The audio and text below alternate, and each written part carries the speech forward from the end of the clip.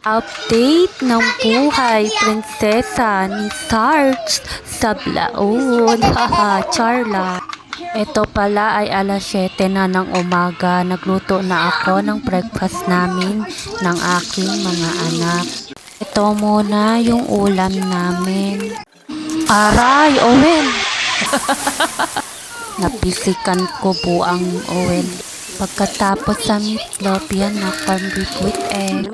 Ay, panay open ng rep ay may natira pang bulat at nagsinanlag na rin ako. Ayan, luto na. Ayan, tinawag ko na pala sila dalawa para kumain na sila at sila muna yung una kumain. Kasi maglinis pa ako sa kwarto. Tapos na sila kumain, yan, linis-linis na naman tayo.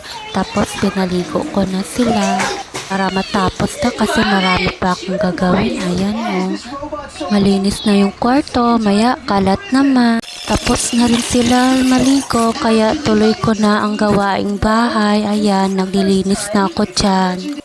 Akala nyo lang yan yung buhay prinsesa ni Sarge.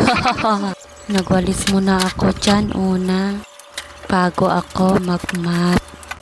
2 beses pala ako mag-map dyan. Iniulit ko yan at tinaalis ko yung mga matutumi dyan.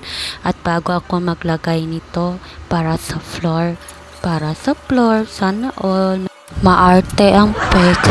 Inabuhi, laban lang bisag apiki, tugong Pinoy dili pa pildi, asaraban ng tanan kung ikaw. Yan ang buhay prinsipe at prinsesa ni Sarge sa Blaon. Yahay ang buhay.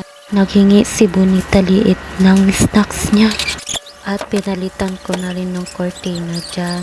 Nililisan ko muna yung gas stove bago maghugas ng mga plato. Gusto ko kasi malinis na lahat yung bahay ko. Maarte kasi ako pagdating sa bahay. Ayan, malinis na yung kusina at yung sala. Anuhin mo yung ganda mo, yung bahay mo makalat. Sa labada na naman tayo, inuna ko muna yung uniform ng aking mga anak. Ako'y kumain na kasi nagutom na ako dyan sa kakatrabaho.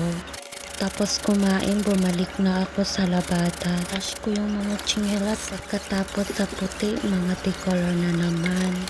Luto na naman tayo ulam sa lunch. Ayan, prepare na. Tinawag ko na sila para kumain na. Niwan ko na sila doon para maglinis ng CR.